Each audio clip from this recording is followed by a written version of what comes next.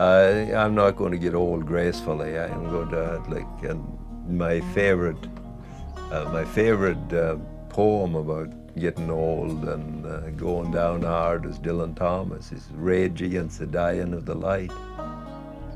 That you don't want to get old. You don't want to die. You know, we have this.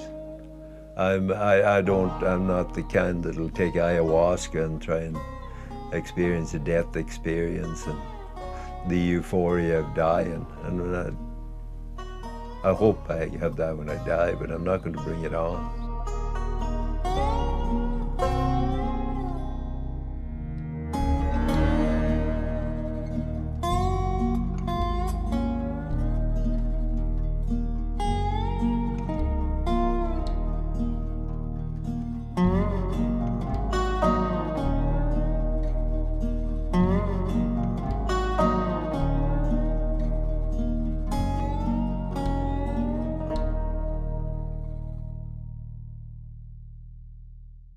My name is Vince McIntyre.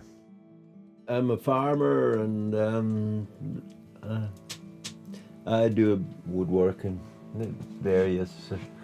I'm a jack of all trades, you might as well call me. Yeah. I've lived here since 1979. I found this place by accident and decided to camp here with my girlfriend in 1979. She was a mountaineer. We made our temporary camp here, and here, 30 years later, we're still here.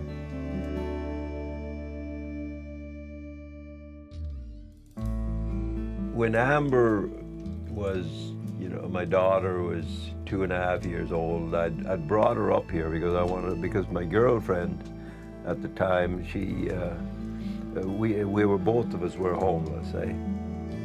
And I was wondering where we were going to spend the winter.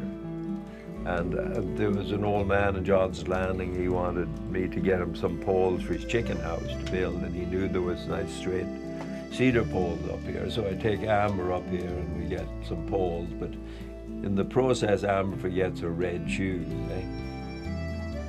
So I had to bring her back up here to get her red shoes. So I brought my girlfriend up here, and I was just wanting to see how she felt about the place, and she was just totally amazed by the place. So from there I knew it was, from there I knew, both of us like it here. So, and this was in October of 1979, so we wanted to make a camp. And back then I could really work hard, eh? And we wanted to make it so it wasn't really visible or whatever, because it was on Crown land. So I started digging down here, and she helped me, and we made that little downstairs place with a stove. I cut off a 45-gallon drum and put a hole for a lid and put it on the ground. That was our fire for the winter, and was putting the roof on the snow.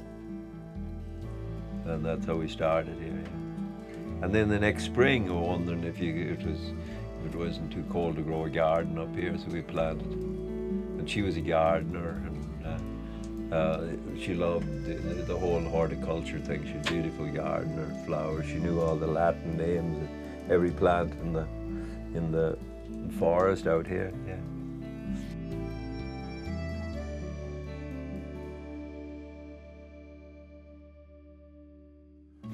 But when you're on the land and you're farming, your life is full, and it's almost too full. It's almost like you're almost overwhelmed all the time. So you end up doing stuff that you have to do, not by somebody telling you what to do, but the elements or how things are growing in the field or all this. This is what directs you. It's not some human voice.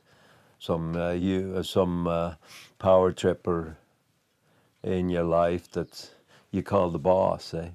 And I don't like to have that relationship with people that paid workers. I want people to come and work for me that aspire to do it themselves, that want to learn. And that works well. And it's not that they don't get rewarded. I just don't like that kind of relationship, because it brings you back to the union and the rules and all this, as opposed to working from the heart. Eh?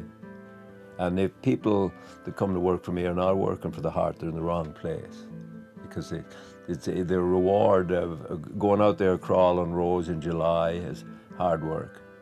And if you're doing it just because you're going to get $11 an hour, it's not enough for that kind of work. But if you're doing it so you can learn to do it well and someday do it yourself, then it's worth your while doing it.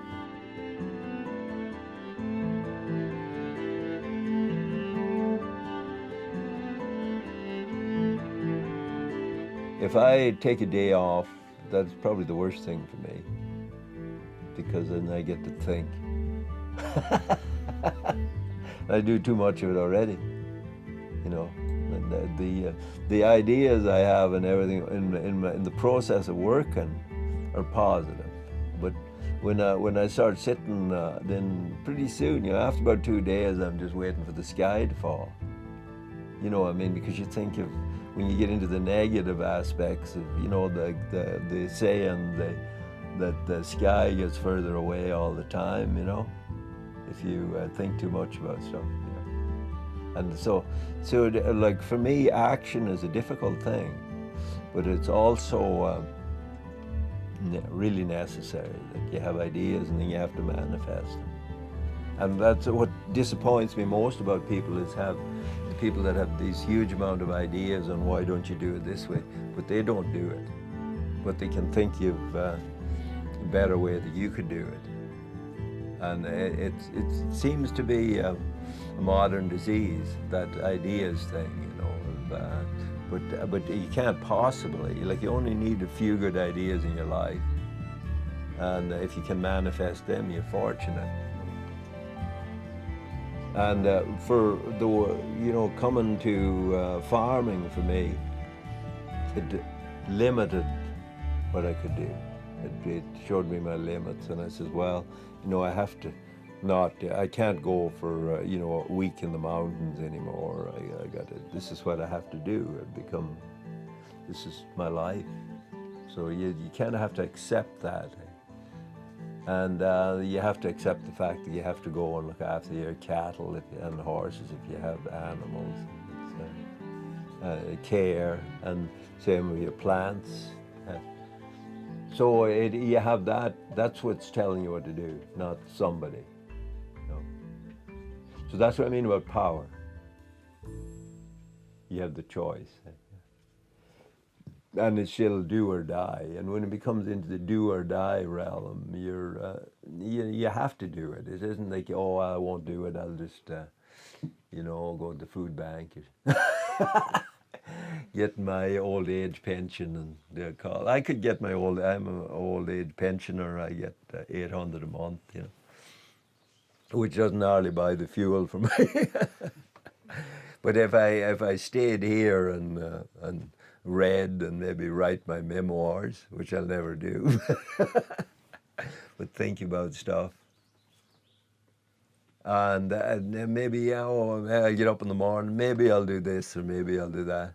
I don't work very well like that.